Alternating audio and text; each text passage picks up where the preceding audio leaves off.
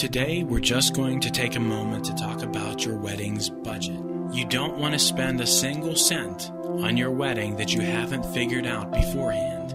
Be sure to make contact with everybody who is involved in your wedding to discuss the budget. You want to find out how much everybody is willing to commit. And you also want to do this in a very polite and friendly manner.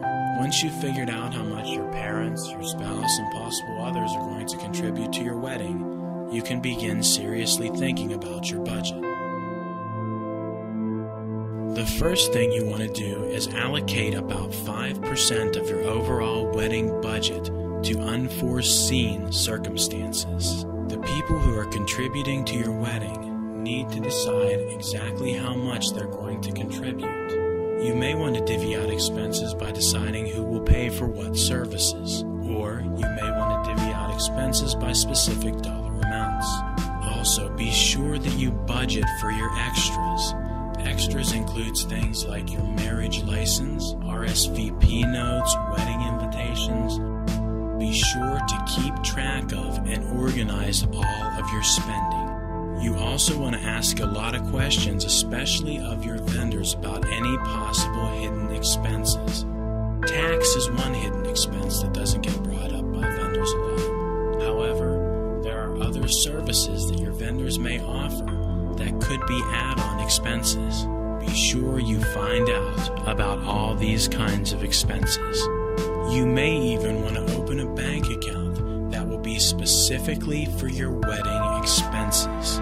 This is a great way to keep your wedding budget separate from your day-to-day life expenses.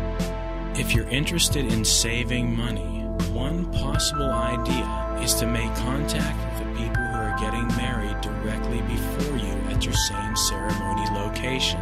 You could therefore share things like flowers and other wedding decorations and share the expense. However, you may also feel that this takes away from the personalization of your wedding, and this is a personal decision.